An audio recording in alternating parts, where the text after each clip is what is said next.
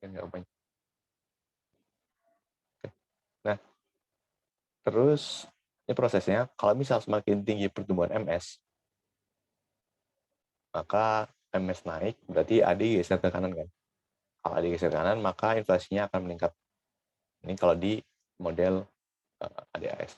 Nah, tapi di sini dalam jangka panjang, inflasi yang tinggi itu nggak akan menyebabkan penurunan pada unemployment. Karena unemployment di sini dia udah mencapai titik yang naturalnya, atau titik yang paling optimalnya. Jadi dalam jangka panjang, pertumbuhan MS itu hanya akan menyebabkan tinggi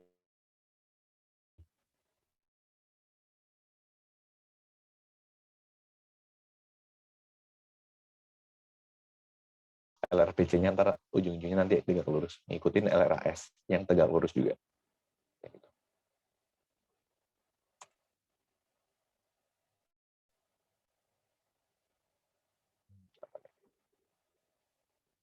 Ini ngitung uret ya. Sebenarnya uret udah, unemployment rate ini udah dipelajari kemarin. Ini natural rate of unemployment, nanti dikurangin alpha dikali pengurangan dari actual inflation min expected inflation. Nanti kalau short run, ini bank sentral itu menurunkan uretnya, tapi kalau dalam long run itu nanti dia nggak bisa ngapa-ngapain bank sentralnya. Jadi nanti unemployment itu bakal kembali ke natural rate-nya sendiri. Ini shifting-nya. Ini ada expected inflation sama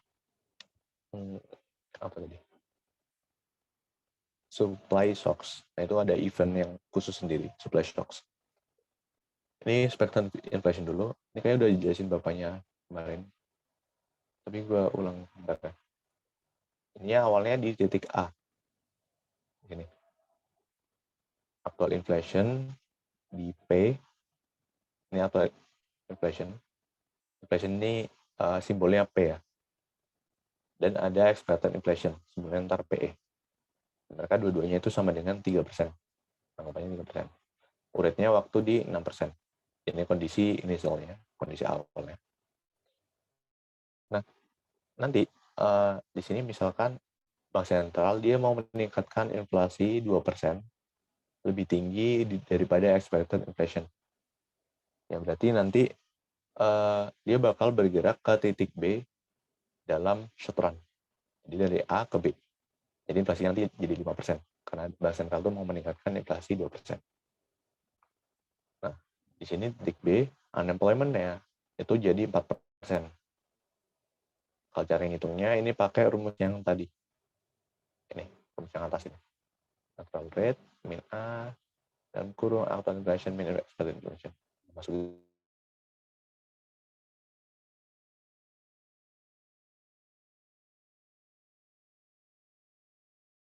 titiknya harus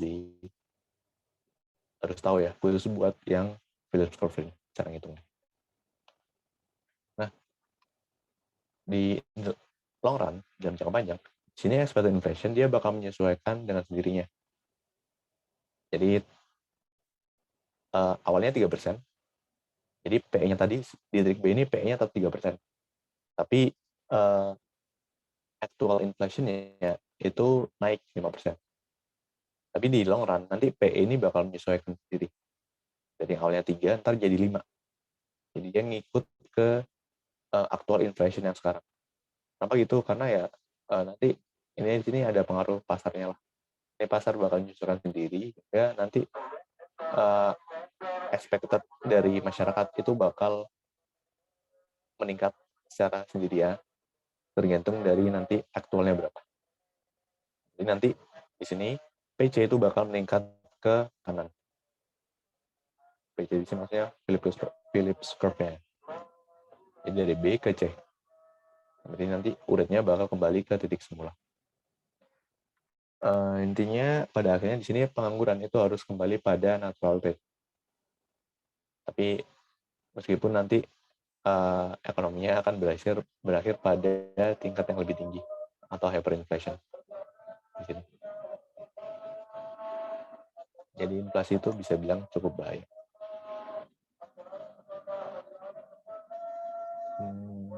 Ini apa nih? Ya, ini supply shocks. Ini supply shocks itu dia ngaruh ke AS kan. Dia kalau di bank RUKS itu dia ada khusus ya. Jadi kalian harus kayak memilah sendiri gitu. Ini kalau ada AS, dia pasti ntar yang di sebelah kanan itu agak beda gitu. Entah yang awalnya moving jadi shifting atau shifting jadi moving. Balikannya gitu. Nah, ini kalau ada pergeseran AS, misalkan uh, supply shocks itu berarti AS-nya turun kan. Ada penurunan pada AS. Misalkan di sini peningkatan harga minyak yang tadi. Berarti SRAS turun ke kiri, geser ke kiri. Outputnya turun, price levelnya naik. Yang namanya stagflation. Berarti di sini dia bakal jadi higher unemployment dan higher inflation. Jadi agak ngaco gitu. Ini benar-benar buruk. Unemployment tinggi, inflasinya juga tinggi.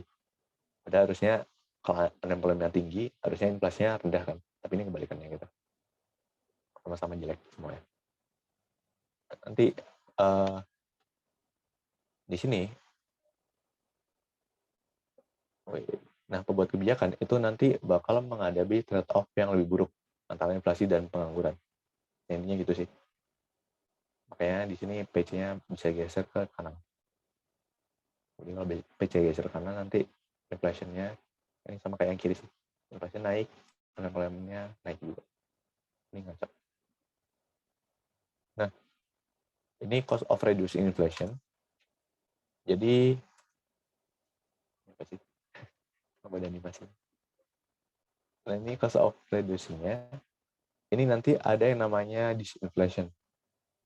Jadi reduction in the inflation rate. Nah, ini gimana caranya? Intinya kalau misal bank sentral di sini menurunkan money growth, berarti di sini AD-nya bakal turun. Sehingga di sini dalam short run,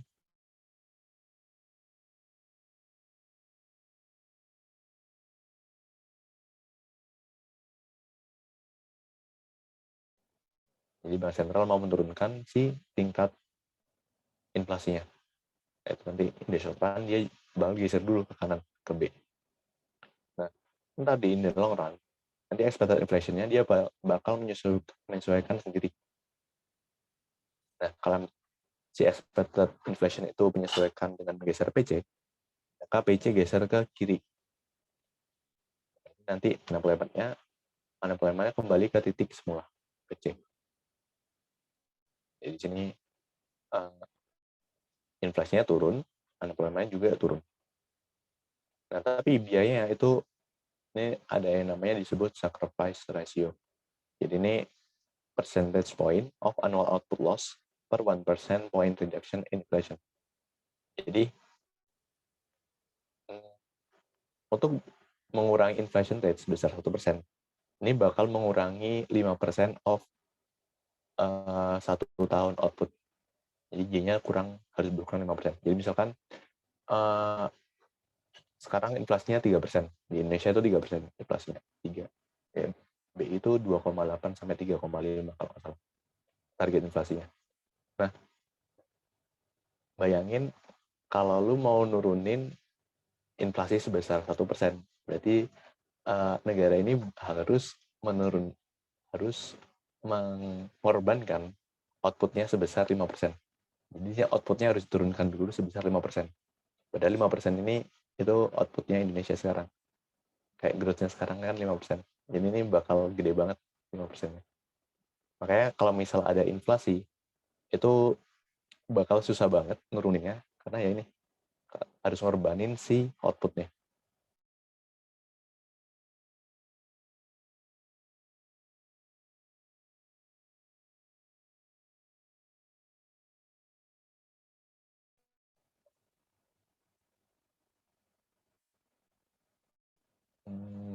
Ini apa nih? Gue lupa deh.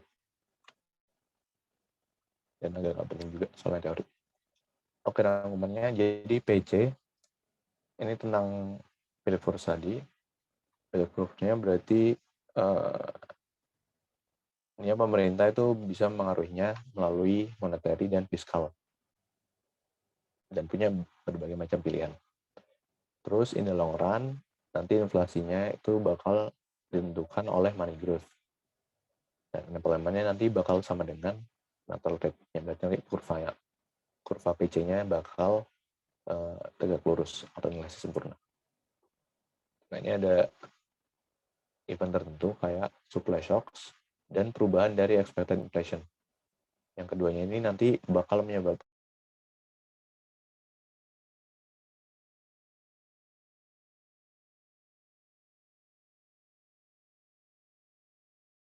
lebih baiklah.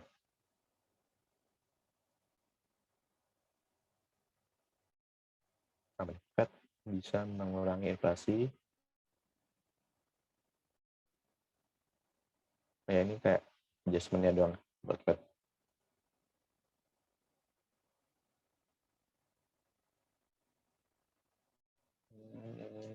Mbak, sebelum jawab ini, saya jawab yang pilihan dulu aja.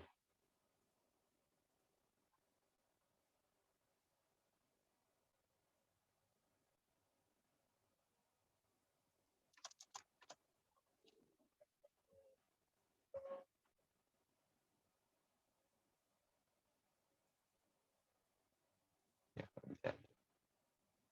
Ya udah. Nih,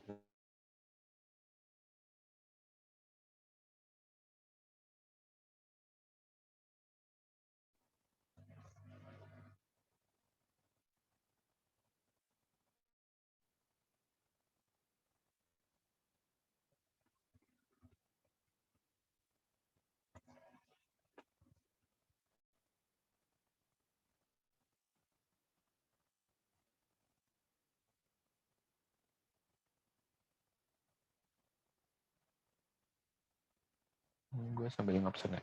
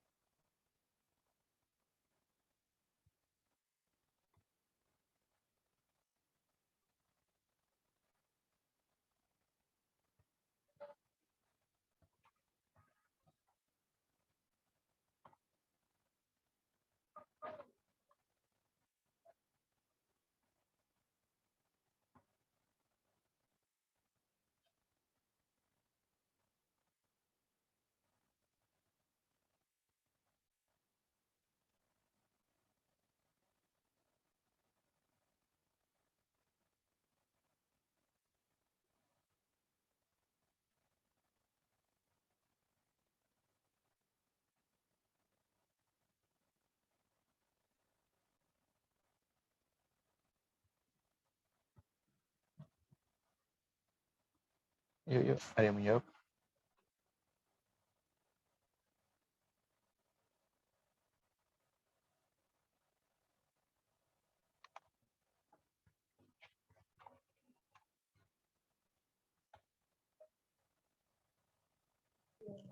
A.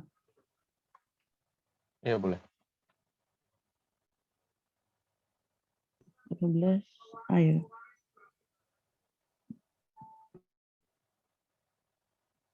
Bentar. Belum ngecek dulu.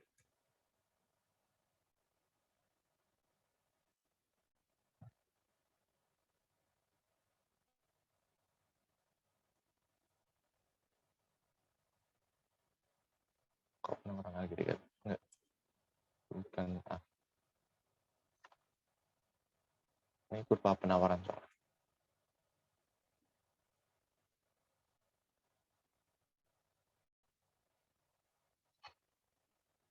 Ada jawaban lain yang gitu.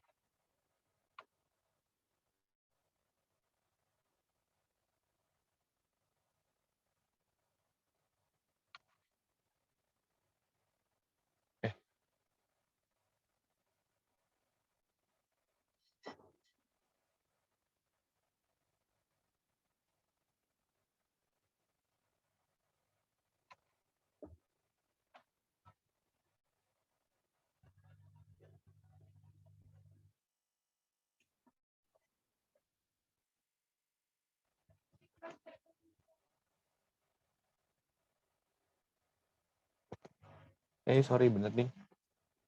Ini ayah. Baru nyadar.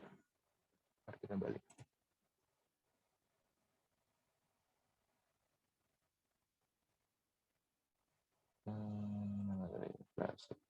Ini.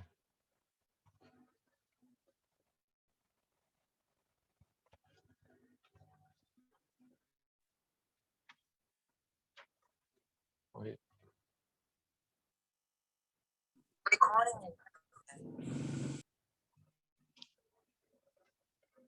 Bentar, tadi kenapa ah?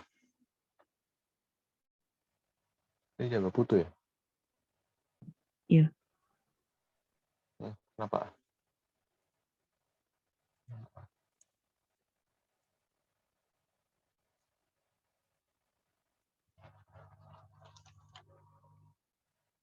Gue lupa di kuncinya.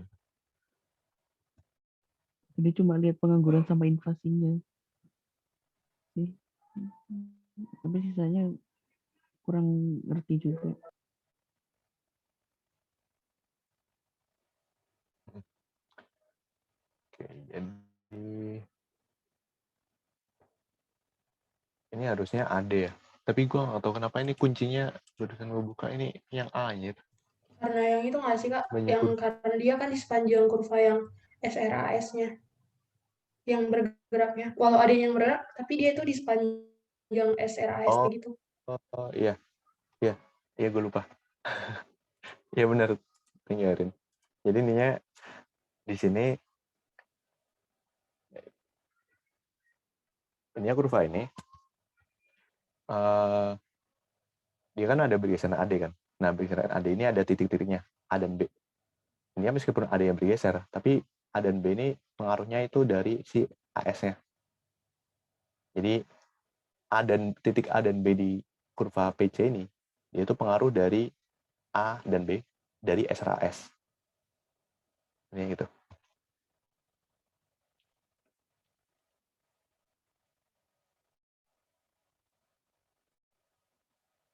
Oke, itu benar yang A.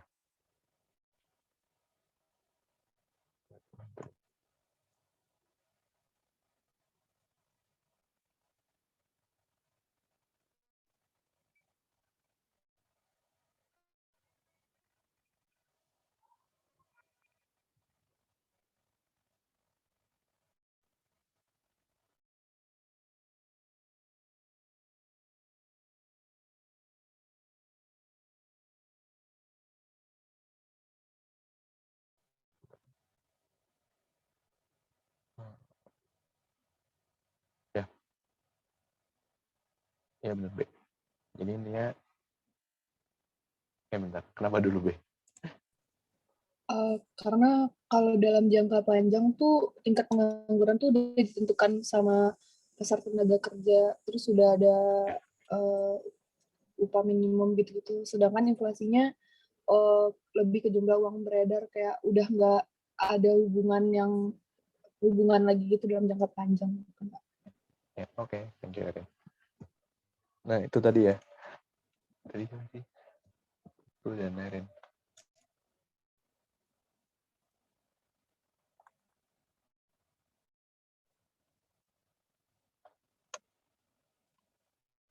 Ini ya dalam jangka panjang ya dia nggak bakal mengaruhin ke pengangguran. Tapi kalau misal ada nggak ya jawabannya nih? Tadi soal kadang itu agak disebutin gitu. Kenapa misal dia nggak ngaruh ke jangka panjangnya? Nah itu pakai jawaban yang Erin tadi ya.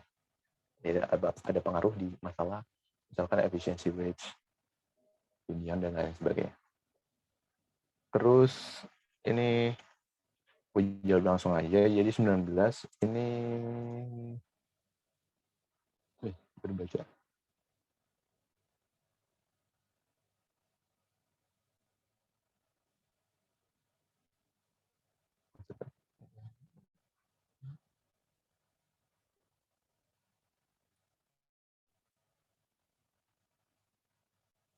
Ini A. Yang berarti ini ya kalau misal tingkat konsumsi meningkat, berarti dalam jangka pendek hal yang mungkin terjadi ya kalau konsumsinya meningkat, C-nya naik, berarti AD-nya naik kan. Kalau AD-nya naik, P-nya naik. Kalau P-nya naik, nanti inflasinya naik.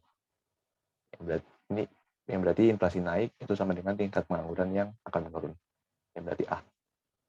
Nah, kalau yang 20 berarti ini C aja jawabannya. Ya, Philip curve jangka panjang dia bentuknya vertikal. Yang berarti kalau kebijakan moneter dan fiskal itu nggak lagi memengaruhi tingkat pengangguran dalam jangka panjang. Ini kayak gini. Oke, ini udah. Ini kayaknya soal yang terakhir kayak ya udah gitu deh.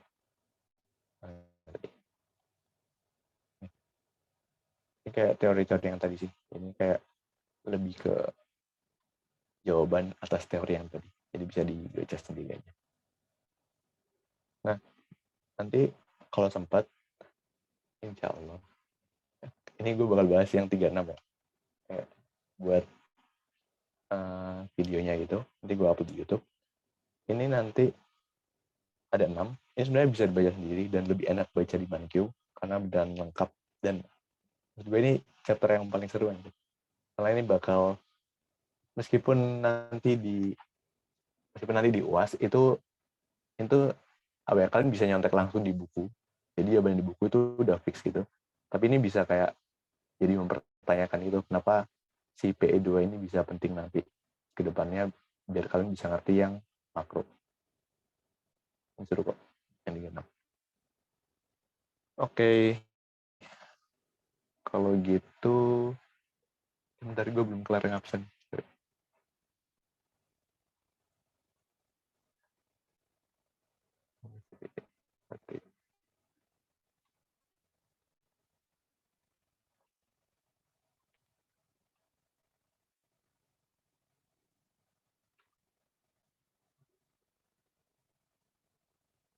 Wait ya, give me 1 minute.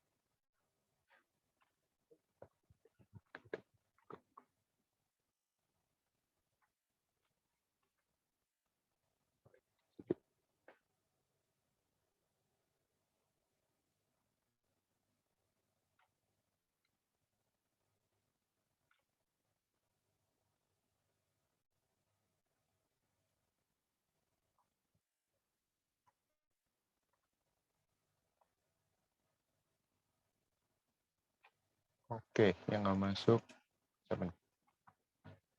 Ader, Alendra, Arya Ibnu, Brian, Indi, Dandi, Adila, Arifiani, Fatin, Novira. Ada yang gue sebut tapi masuk nggak?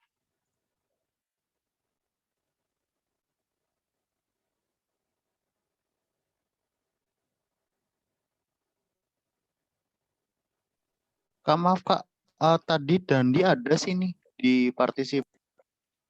Dan dia deh. Halo Kak, ada Kak, Dandi Kak. Oh iya, oke. Nggak lihat tadi, skip. Ada lagi.